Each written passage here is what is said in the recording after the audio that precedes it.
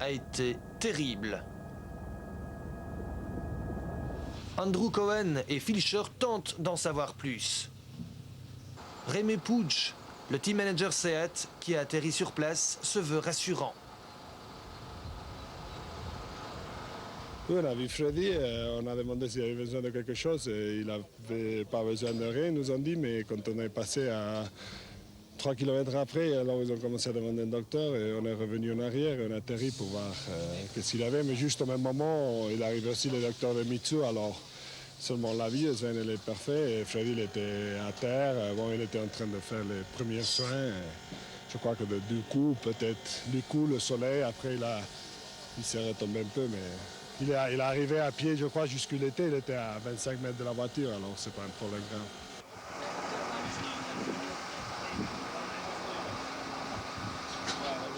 It was a high-speed crash. It was very high speed, and you know we're pleased to hear that he's going to be all right. We don't know exactly the extent of the injuries yet, but we understand he's got a pain in his neck or his back, but he's still moving all his feet and his legs, and everything's all right. Souffrant de vives douleurs à la nuque, Freddy a été emmené d'urgence à l'hôpital de Nairobi. Son copilote Sven Smets, encore tout courbaturé, vient nous donner les premières nouvelles. À ce moment-ci, Freddy est à l'hôpital à Nairobi. Ils ont fait des radios et tout est trouvé très bien. Il n'a rien cassé à ce moment et il doit juste rester une soirée pour un check-up. Mais demain, normalement, il peut revenir à l'hôtel. Alors, maintenant, parlez-nous de l'accident lui-même. Que s'est-il passé? Ben, à ce moment-là, nous, on parlait un peu dans la voiture parce qu'on pensait on avait un pneu crevé. Et à partir de là, on nous a mal compris dans les notes. Et on est arrivé en 5e sur un trou qu'on prend normalement en 2e. Et ça a donné le choc.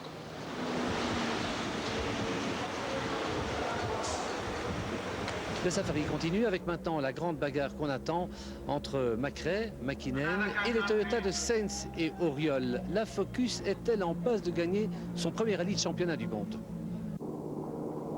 Richard Burns et sa Subaru sont les grands dominateurs de cette première journée avec 2 meilleurs temps sur 4 spéciales. Carlos Sainz a signé un meilleur chrono. Mais il a aussi fait de drôles de rencontres qui lui ont fait perdre du temps. L'Espagnol devance Colin McRae et la Ford Focus qui a couvert les 113 km de la dernière spéciale sans frein. Didier Auriol a connu lui aussi son lot de malchance, crevaisons et amortisseurs cassés.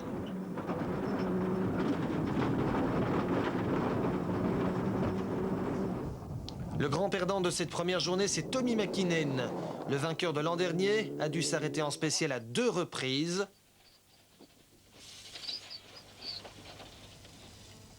Ei se noussut, saatana. 2 crevaisons qui ont sérieusement endommagé sa suspension. Crevaison également pour la SEAT de Piero Liatti.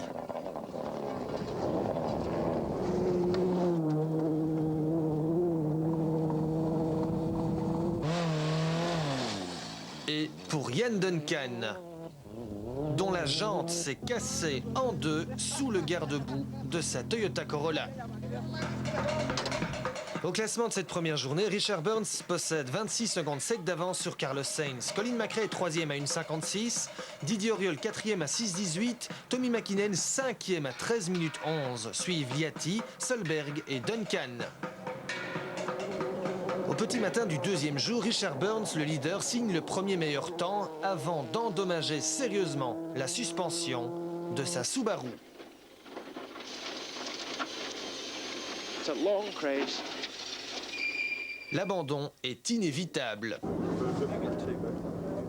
Chez Subaru, on peut définitivement plier bagages et oublier très vite ce safari du Kenya.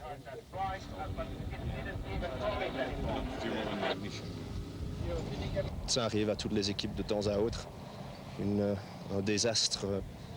Et quand c'est la même raison sur les 2 ou 3 voitures, c'est particulièrement difficile à accepter, surtout comme vous l'avez dit avec un rallye comme le Safari où tout le monde est ici depuis une semaine et et on dépense tellement d'argent pour couvrir la distance qu'on a couverte, qui est dans le cas de Bruno une dizaine de kilomètres avant de rencontrer le problème. Colin McRae prend la tête du rallye au volant d'une Ford Focus qui, au contraire des autres voitures d'usine, n'a effectué aucun véritable test sur les pistes kenyanes. Ford et McRae n'osent pas y croire, mais ils sont bel et bien en tête.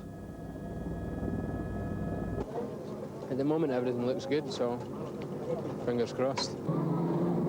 Malgré un cardan cassé et une crevaison, Tommi Mäkinen est revenu de la 5e à la 2e place.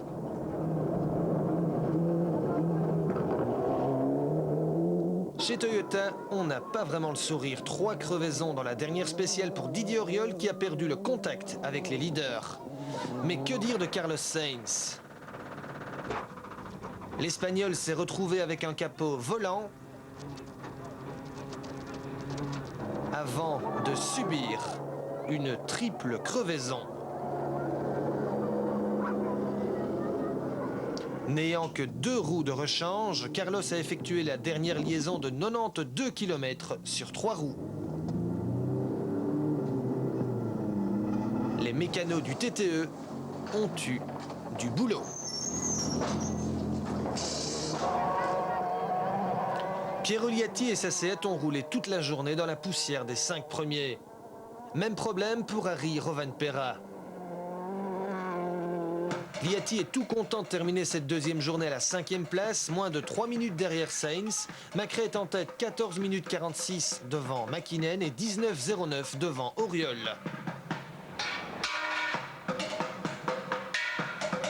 Freddy Loax, lui, a pu rejoindre sa chambre d'hôtel à Nairobi. Eh bien voilà Freddy, quelques heures à peine après votre accident, vous êtes heureusement déjà sorti de l'hôpital. On a fait rayon X, scanner, tout va bien, mais quel choc. Hein. Oui, tout va bien, il n'y a rien cassé, ça c'est déjà le plus important. J'ai juste un petit peu mal, mais ça c'est à cause du choc. Alors, on a vu l'accident, c'était un accident énorme. Hein. Oui, c'est un accident à très haute vitesse et on a vu que la voiture est très très solide et heureusement. Alors, Sven nous a déjà expliqué ce qui s'est passé. C'est une mauvaise compréhension de notes ou de communication finalement entre vous. Oui, c'est une petite erreur de moi, c'est parce qu'on a fait 3 passages de la reconnaissance et ça a 3 fois très bien marché. Mais bien sûr, la 4e fois, tu viens un petit peu plus vite. J'ai pas tout de suite trouvé ou retrouvé le repère et on a rentré dans une cuvette qui était très large et là on a fait quelques tonneaux. Quand l'accident arrive, ça va très vite, pas de souvenirs particuliers. Ah si, juste avant l'accident, vous remettez les gaz à fond. Expliquez un peu ça. Ben, écoute, je savais déjà que freiner était trop tard à ce moment-là. J'ai mis le gaz plancher. Avec l'idée, on passe peut-être le cuvette, mais c'était un petit peu trop large et ça n'a pas marché. Freddy, il a mal où maintenant? Surtout là, parce qu'il n'a pas terminé le rallye. Mais pour le reste, peu partout, parce que, allez, bien sûr, c'était quand même un choc énormément. Et par rapport à hier, c'est déjà beaucoup mieux. Mais je crois quand même qu'on a besoin de quelques jours pour reposer, pour être le même Freddy comme avant le rallye. Donc ça n'a pas du tout entamé votre confiance? Ben écoute, on doit quand même faire un petit peu attention, surtout au Portugal et Catalogne, pas faire la même bêtise, mais on ne doit pas penser trop parce que c'est peut-être à cause que tu penses trop, que tu roules trop stressé et à ce moment-là, ça ne marche pas 100%. Au départ de cette 3e et dernière journée de course, Ford et McRae tutoient les sommets. And right and 3 left plus. Ils commencent à rêver d'une première victoire mondiale pour la Ford Focus.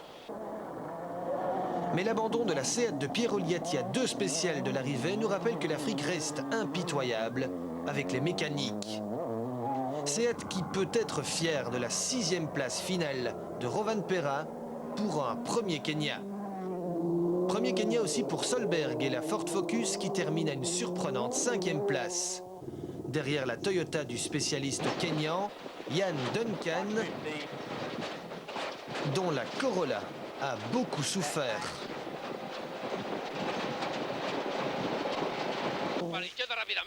La Corolla de Carlos Sainz a elle aussi beaucoup enduré, mais l'Espagnol est à l'arrivée,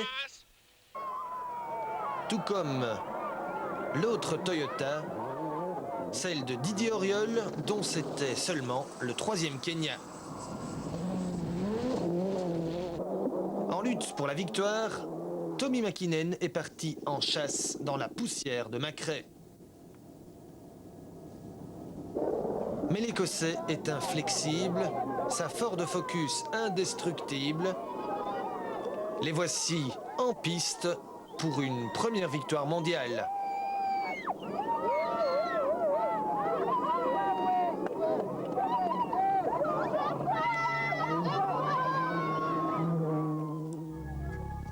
Chez Ford, les mécanos peuvent boire à la santé de Macrae et de la Focus.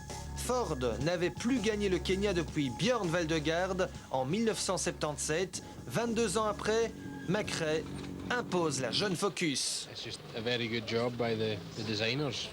You know, everything's so strong and reliable.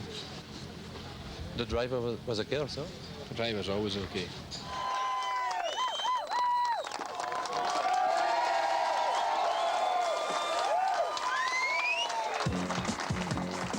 Au classement final, Colin McRae impose sa Ford devant les Toyota d'Auriol, Sainz et Duncan. Solberg est 5e avec la 2e Focus. Rovanperä, 6e, offre 1 point de plus à la Seat Cordoba. Un classement où n'apparaît pas Tommi Mäkinen. Le triple champion du monde a été déclassé pour avoir bénéficié d'une assistance extérieure lorsqu'il s'est retrouvé le premier jour avec un cric cassé pour changer une roue.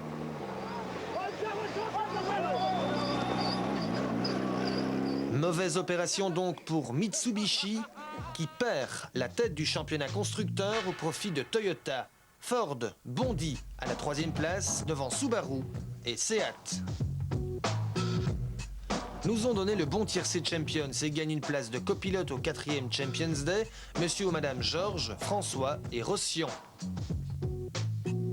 Gagne une entrée au rallye de Hanu, monsieur ou madame Bolland, Deschamps, Champagne, Branley et Broncard. Gagne un livre Rally World de Willy Wayens, monsieur ou madame De Claude, Demeyer, Résimond, Julémont et Vergotini. Et attention, voici le nom des vainqueurs du grand jeu concours Seat à l'occasion des boucles de Spa. Gagne un coupe-vent Seat Sport, monsieur ou madame Connard, De Keyser, l'Allemand, Marquet, Daxley, Chapelle, Gouverneur, Auger, Manise et Motard. Gagne une veste Seat Sport, messieurs Quin et Leroy. Gagne un téléviseur, monsieur Nico Gossian.